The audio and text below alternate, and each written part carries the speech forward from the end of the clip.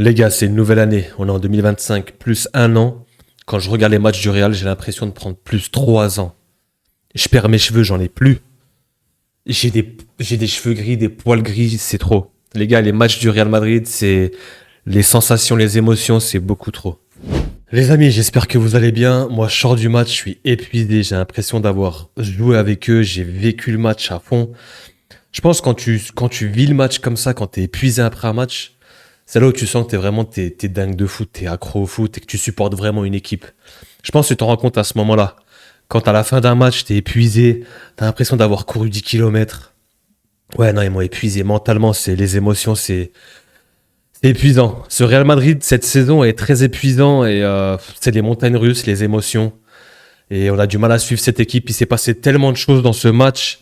On va essayer de revenir en détail chronologiquement sur tout ce qui s'est passé, mais c'était un film, hein, digne des grands films, les gars. Il s'est passé tellement de choses. En tout cas, voilà, j'espère que vous allez bien. Bonne année à tous. Bonne année 2025. Je vous souhaite que du bon, que du meilleur pour cette nouvelle année. De la réussite professionnellement, personnellement, etc. Et surtout, comme on dit, la santé, bien sûr, parce que grâce à la santé, on peut tout faire. Une fois qu'on est en bonne santé, c'est le principal. Et voilà, je vous souhaite tout de bon, les gars. Et en tout cas, voilà, merci à tous ceux qui sont présents, qui like, qui commentent, qui s'abonnent. Et voilà, je vous remercierai jamais assez, les gars. On est nouveau sur YouTube, on se lance. Et il y a pas mal de monde qui est là, qui commente, qui s'abonne. Merci à tous. N'hésitez pas à vous abonner, les gars. Venez si vous êtes nouveau et il y aura plein de débriefs, plein de vidéos. Je vous embête pas plus longtemps avec ça. On va revenir sur ce match, le retour des débriefs. J'ai encore la voix un petit peu enrayée à cause de ce match parce que j'ai gueulé, je suis monté dans tous les tours. On va boire un petit peu. Donc, ce déplacement à Mestalla, un match contre Valence, clairement les gars, c'était the match piège. On les connaît ces matchs-là. Mestalla, ça nous réussit pas. Sur les 10 derniers matchs avant ce match-là, c'était, il me semble, 2 victoires, 5 défaites et 3 nuls. Donc ouais, c'est un terrain hostile. On n'aime pas aller là-bas, on n'aime pas se déplacer là-bas. Mais honnêtement, les gars, on va revenir sur la compo. On va commencer par la compo, mais la compo. Donc, classique 4-2-3-1 de Carlo Ancelotti. J'aime bien ce dispositif. Les joueurs à voir, on va y revenir, mais j'aime bien ce dispositif. Avec Bellingham en numéro 10, c'est son poste, les gars. C'est le meilleur joueur du Real Madrid actuellement. Depuis ce début de saison, c'est le joueur le plus prolifique, le plus décisif, le plus important. Même quand l'équipe ne va pas bien, même quand l'équipe galère est au plus bas, il est toujours bon, il est toujours régulier et il sort toujours du lot. Donc pour moi, Bellingham, c'est masterclass. Donc, on retrouve un Vasquez à droite, Tchouaméni Rudiger dans l'axe et un Mendy à gauche. Double pivot Ceballos Valverde. Et comme j'ai dit, une ligne de 3 avec Bellingham en 10, Rodrigo à droite, Vini à gauche, Mbappé en pointe. Clairement, les gars, c'est une équipe classique. Il n'y a pas trop de surprises. Voilà, c'est classique. On retrouve un Mendy titulaire. Tchouaméni est maintenu en défense centrale. Ceballos qui fait son entrée, qui est dans le double pivot, qui revient, il me semble que c'était Camavinga le match précédent. Et devant, ça bouge pas, les 4 fantastiques. Les gars, cette équipe de Valence, on va commencer par Valence vite fait. Elle m'a agréablement surpris. Surtout ce joueur, Barrenetxea, un super joueur. Vraiment, les gars, il est grand. Je sais pas, il fait combien, mais il est grand. Il a une manière de jouer, il a une élégance, il a la classe. Il perd très peu de ballons et très technique. Au milieu de terrain, il s'est amusé. Clairement, je l'ai vu, il est super joueur. Je peux en citer d'autres, mais c'est lui qui est ressorti du lot. Ensuite, ouais, c'est une équipe. Foulquier, à droite, le français capitaine. Très gros match. À part sa bourde et son cadeau en fin de match, on va y revenir. Mais il a été très très bon pendant 90 minutes. Les gars, j'ai du mal à croire que cette équipe de Valence est dernière. Ce qu'elle a proposé ce soir, c'est une équipe qui joue au ballon. Hein. On sait que les équipes espagnoles, ça joue bien, etc. Mais Valence, j'ai quand même du mal à croire que... Ouais, ils sont pas derniers, mais ils sont derniers ex-aequo à 12 points. Ils auraient peut-être pu gratter un match nul ce soir ou même le gagner, mais les gars, j'ai quand même du mal à croire que cette équipe est dernière de Liga. Honnêtement, ça joue pas mal. Sur certaines phases, ça jouait propre, ça jouait en triangle. De derrière, ça essayait de ressortir de derrière, c'était hyper intéressant. Il y avait un bon pressing du Real. Ils arrivaient quand même à s'en sortir, à trouver leur milieu de terrain, des triangles avec les latéraux. Belle équipe. Honnêtement, Je dis pas ça parce qu'on a gagné, j'aurais dit la même chose si on aurait perdu ou si on aurait fait un match nul, les gars. C'est une belle équipe, ils méritent pas de descendre, ça joue bien.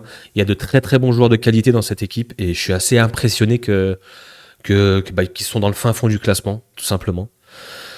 Donc bravo à Valence pour ce match. Ils nous ont pas rendu la tâche facile, honnêtement. On va essayer de revenir sur les faits de ce match. Donc, première mi-temps où on encaisse ce but, suite à une contre-attaque où on peut clairement voir que les attaquants, clairement, je crois qu'il y a une faute de Bellingham au départ et les attaquants ne font pas le repli défensif. Il y a une contre-attaque. Dans les transitions, dans les contre-attaques, on est très nul. On est très nul, surtout avec Ceballos. Les gars, Ceballos, et je veux pas lui tomber dessus, mais Ceballos, en tant que meneur de jeu, créateur, distribueur, il est bon dans les passes, dans la vista. À un moment, il fait une passe à Vinicius entre les lignes en profondeur, elle était magnifique. C'est un super joueur de ballon, c'est un bowler, il n'y a aucun problème. Défensivement, c'est un problème. Défensivement, il n'y arrive pas. Quand il faut faire 10, 15, 20 mètres dans la direction sa cage pour défendre, c'est pas possible. Ceballos, il n'y arrive pas. Il n'a pas cette caisse, il n'a pas ce volume de jeu. Et pour moi, ça peut lui poser un problème. Valverde peut combler ça, mais j'aime pas cette combinaison. Je préfère voir un Camavinga ici, même si à gauche, Camavinga est encore monstrueux. De toute façon, il est polyvalent, il peut jouer partout. Mais je préfère quand même voir un Camavinga Valverde et un Ceballos qui rentre en cours de jeu. Pourquoi pas? Mais en tant que titulaire, je le trouve pas assez régulier, pas assez bon. Il manque de régularité et des fois, il a des trous d'air. Même si voilà, je ne veux pas lui tomber dessus, il a une bonne note, il a fait un match correct, mais voilà, c'est dans ses transitions, il peut pêcher un petit peu. Ensuite, Rodrigo, j'ai envie de revenir sur lui, il a été très discret, il a fait une heure de jeu un peu plus. D'ailleurs, les changements sont assez tardifs encore. Hein. Carlo Ancelotti, il faudrait peut-être, vers l'heure de jeu, commencer à essayer de changer quelque chose. Pas attendre la 70e ou la 80e. Rodrigo, très discret. J'attendais beaucoup plus de lui, il était en forme et ça arrive. Il passe un peu à côté de son match. Il n'est pas catastrophique, attention, mais trop discret, on l'a pas assez vu. Derrière, Tchouaméni, Rudiger, bon, ça tient, mais je pense que les gars, Tchouaméni, ça tient la baraque, mais je pense que je préfère quand même un défenseur de métier derrière.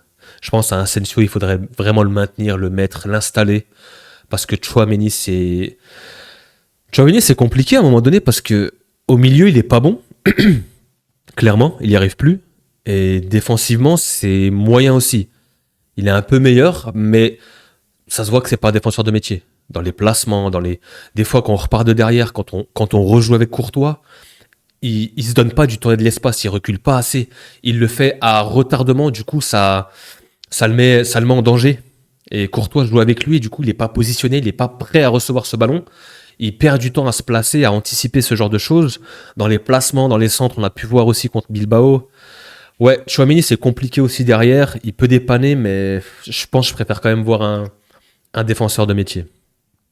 Les latéraux, Vasquez a fait un très bon match. Je pense aussi à ce retour en dernière minute où il arrive à tacler.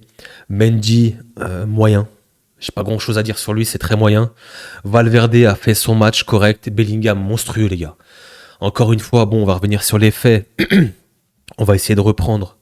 Donc on se prend ce but en première mi-temps. En deuxième mi-temps, il y a ce penalty très bien obtenu par Kylian Mbappé qui met cette double accélération. Et il y a, comment il s'appelle? Il était coutumé du fait, il a fait 2 fois la même faute. Tarega qui fait la même faute sur Vinicius en première mi-temps, qui n'est pas sifflé parce qu'il est clairement quasiment en dehors du terrain. C'est exactement la même faute, les gars. Il vient, il joue de son bras, il pousse avec son bras et Mbappé tombe, sauf qu'il est bien dans la surface. Cette fois-ci, c'est sifflé. Bon, on va pas revenir sur l'arbitrage. Si, on va revenir un petit peu quand même, il y a des choses à dire. Il s'est passé tellement de choses dans ce match, les gars. C'est digne d'une série ou d'une saison ou d'un movie, je sais pas, mais c'était dingue. Penalty manqué. Bellingham qui fait son petit saut de cabri, hein, à la Jorginho. Les gars, je vais pas lui tomber dessus. Bellingham, ça arrive, tout le monde rate des penalties. Il est plutôt bien tiré, le gardien part du bon côté, c'est pour ça qu'il essaye de vraiment de la placer à ras du poteau. Manque de peau, elle tape ce poteau. Et derrière, quelques minutes plus tard, 4 minutes plus tard, on a une super action. Encore Bellingham à la baguette, les gars, en maestro, en numéro 10, en playmaker, qui donne ce petit ballon à Mbappé qui part en profondeur, qui arrive à dribbler le gardien, qui finit en 2 touches. Un but magnifique. Encore une fois, Kylian Mbappé hors jeu. Les gars, cette saison, combien de fois on a eu des buts refusés de hors jeu, on a eu des pénaltys ratés, et Mbappé était souvent au centre de ses ratés, de ses manques, de ses hors jeux et de ses pénaltys manqués. C'est fou. Et il est hors jeu de pas grand chose, les gars, encore une fois.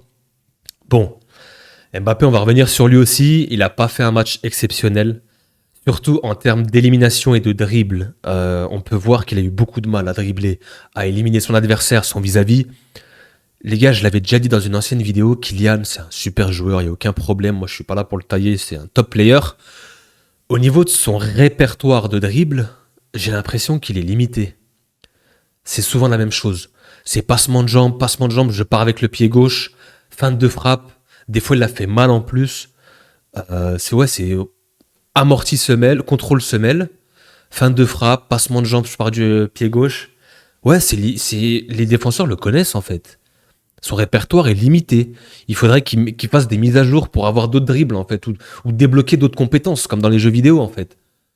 Faire des roulettes, faire des passements de jambes, faire des flip-flaps, des virgules, je sais pas. Des coups du foulard, des pichenettes en arc-en-ciel, je sais pas, ce que tu veux, mais essaie d'étoffer ton répertoire de dribble à un moment donné. C'est toujours la même chose, tout le monde te connaît maintenant. Bref. Mis à part ça, voilà, il met ce joli but qui est hors jeu. Derrière, on a les changements. Brahim Diaz qui rentre, qui a été très bon aussi. J'ai bien aimé son rentrée. Brahim Diaz, franchement, à un moment donné, je sais pas si on doit le mettre titulaire avec Rodrigo. Les deux, en fait, je préfère quand même un peu Rodrigo, mais Brahim Diaz m'importe quand même quelques satisfactions de temps à autre. Kamavinga, incroyable, sa rentrée, elle a clairement changé la dynamique du match, les gars. Dès qu'il est rentré, bah voilà, on a mis 2 buts tout simplement, et il est à l'origine des buts. Derrière, il y a cette polémique avec Vinicius qui, encore une fois, est sorti de son match. Et Vinicius, à un moment donné, il faudrait qu'il se calme. Surtout à Mestalla, on sait qu'il y a 2 ans en arrière, la saison dernière, où il y a 2 ans, il y a eu ce souci de racisme, où il s'était fait clairement insulter, il a eu cette provocation, le match avait été arrêté, il y a eu cette grosse polémique. Il est électrique, vraiment les gars, dans ce stade-là, Vinicius, c'était sûr qu'il allait péter un câble, déjà sur les fautes à répétition. Je dis pas qu'il est en tort, mais il fait pas tout bien derrière aussi pour essayer d'arranger les choses. Et voilà, sur ce cas de figure-là, il y a le gardien, il tombe, en fait, il y a une super intervention de Foulquier justement sur Vinicius qui tombe, il se plaint pas, il se relève, il y a un tacle propre. Et le gardien qui vient le chambrer, qui lui met une petite poussette. Et derrière Vinicius, un petit peu frustré, vient le pousser, mais à hauteur un peu du cou, du visage. Voilà, je pense que s'il l'aurait poussé un peu au niveau du corps, ça aurait été différent. Il y a eu une provocation de base du gardien, et derrière il a répondu. Pour moi, c'était soit 2 cartons rouges, parce qu'en fait, cette poussette vient d'une provocation. C'est pas gratuit en fait, il l'a pas fait gratuitement. C'est soit tu mets 2 rouges, soit tu mets 2 jaunes. Mais tu ne peux pas incriminer juste un seul joueur. Il y a 2 personnes dans ce conflit. Et ça, c'est encore compliqué. Surtout qu'à la VAR, on voit qu'il montre il nous montre juste la deuxième partie de l'action où Vinicius pousse le gardien. Ils sont quand même revenus au début, mais mauvaise décision d'arbitrage, honnêtement. Bref, on s'en fout, on va pas rester là-dessus, les gars. Derrière, il y a le petit Lukita Modric qui rentre, 39 ans, hein. Bientôt 40 ans. Justement, il y a ma femme qui me demande, qui regardait le match avec moi, qui me dit, mais attends, Modric, il a quel âge? Je lui dis, il a 39 ans, bientôt 40. Elle me dit, mais oui, mais ça fait combien d'années qu'il joue? Je dis, mais il est immortel. Façon de parler, sur le terrain, il brille encore. Il a cette facilité, il a cette qualité, cette élégance, cet extérieur du pied, justement, du mauvais pied. Encore une super passe décisive de Bellingham en playmaker. Moi, je le kiffe. C'est vraiment, à plusieurs reprises, il a essayé de tenter cette passe dans la surface entre les lignes qui a fait très très mal à la défense de Valence. Il arrive à trouver Modric. Et Modric qui arrive à passer dans un mouchoir de poche et qui termine extérieur du pied gauche. Mais d'une finesse, c'était incroyable. Du coup, juste avant, moi je priais pour au moins avoir un match nul avec le carton rouge, avec le scénario. C'était à la 85e, j'étais déjà très content. Les gars, Noël s'est déjà passé, mais on a eu un cadeau venu du ciel, les gars. Grosse incompréhension entre Foulquier et il me semble que c'était Guerra. Mauvaise passe de Foulquier, Guerra qui fait un mauvais contrôle, qui essaie de jouer avec son gardien, mais mauvaise passe. Bellingham qui récupère ce ballon et qui arrive devant le gardien et qui ajuste, mais d'une froideur, les gars, d'une lucidité. Oh, j'ai vu le ralenti, il était calme, les épaules bien orientées. Omar Da Fonseca sur Bein, les gars, ouais, franchement, c'est un régal de l'écouter, de l'écouter commenter les matchs du Real. À un moment, il dit juste que Bellingham, en fait, il sort le pyjama, il sort le cigare. Il peut finir calmement, en fait, petit filet. On voit qu'il est serein, qu'il sait qu'il va la mettre. Dans le ralenti, on voit Mbappé qui gueule, qui lui dit ouais, je pars. Je sais pas ce qu'il dit, mais en tout cas, il lui dit mets-la moi. Mais lui, il est dans son truc, il récupère le ballon, il regarde la cage, il s'applique, il ouvre son pied. Petit pyjama, petit cigare, petite pantoufle, les pieds croisés, la petite cheminée. On va dodo. On va aller dodo tranquille, les gars, ce soir. Que ce fut dur ce match, les gars. La victoire au bout, mais c'était dingue. Il s'est passé tellement de choses. Moi, ce Real me fatigue. Hein. Franchement, les gars, c'est waouh. L'opération au classement. On commence bien l'année. 2025, c'était dur, mais on allait la chercher. On est premier avec un match en plus devant l'Atlético qui va jouer ce week-end. On va regarder le calendrier après. 2 points d'avance sur l'Atlético. Et on a 5 points d'avance, excusez-moi. 5 points d'avance sur le Barça avec le même nombre de matchs. C'est dingue, c'est fou. Et ça, c'est une très très belle opération. On laisse le Barça derrière, sachant que le Barça, les gars, au mois d'octobre, avait, je crois, 6 ou 7 points d'avance sur nous. Aujourd'hui, on leur met 5 points au même nombre de matchs. Et l'Atlético est toujours présent. Et on voit aussi l'Athletic Club qui vient recoller le Barça à seulement 2 petits points. Franchement, les gars, les 4 équipes-là, ça va être une deuxième partie de saison très, très alléchante et très intéressante. On va essayer de regarder le calendrier, si je le trouve quelque part. L'Atlético va jouer à domicile contre Osasuna. Donc, ils sont à domicile, ils sont plutôt favoris, je pense. Et le Barça, lors de cette journée, où est-ce qu'ils sont ? Ok. On va mettre tous les matchs, tout simplement. Donc le 11 janvier, on a 4 matchs. Le 12 janvier, l'Atlético Madrid. Ok, on n'a pas le Barça. Je bigle, j'ai pas mes lunettes, je sais, mais ils sont où ? Ok. Le Barça n'est pas là. Va jouer le 18 janvier, plus tard. Attendez les gars, je comprends plus rien. Ils sont là, ok, c'est bon, j'y arrive. Ok, déplacement à Getafe. Ouh là là là là là là là là. Dans la banlieue de Madrid, les gars, ça va pas être simple pour eux. Ça va être un match très compliqué, un match piège, un peu comme le match de ce soir contre Valence à Mestalla. D'ailleurs, au passage, un super stade, magnifique, un stade mythique, un club qui a plus de 100 ans. Donc ouais, franchement, très très beau stade, très belle ambiance.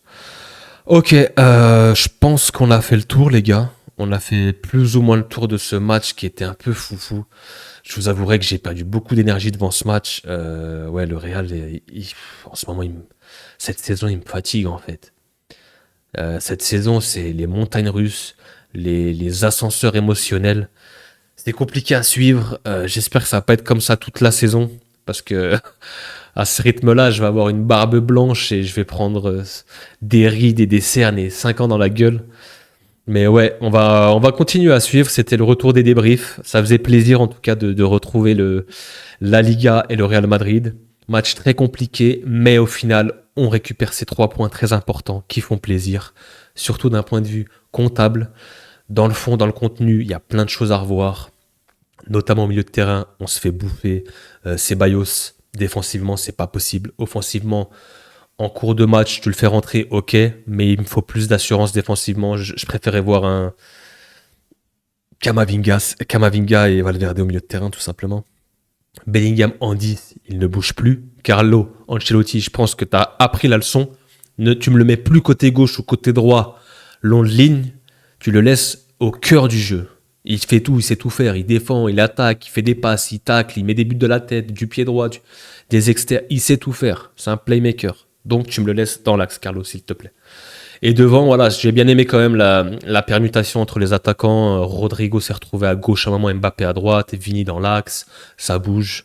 Donc il n'y a pas trop de règles devant. Voilà les gars, c'était tout pour ce débrief. On a fait un petit peu long, je crois, il me semble. Mais il y avait pas mal de choses à dire. C'était un match fou, un scénario assez dingue.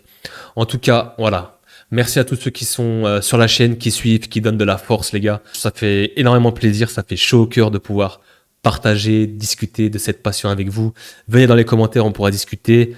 Voilà, il y aura le retour des débriefs, il y aura des vidéos un peu analyse ici et là. Je me suis un peu essayé sur le sujet pendant les vacances.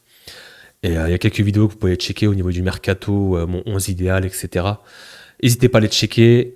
Abonnez-vous pour les nouveaux, les gars. Il y aura plein de vidéos. On va suivre toute la saison le Real et d'autres équipes. Et en tout cas, voilà, merci beaucoup, les gars. Ça me fait chaud au cœur. Il y a pas mal de monde qui vient sur la chaîne. Et voilà, je tenais quand même encore une fois à vous remercier parce que c'est grâce à vous si on arrive à faire ce genre de vidéos.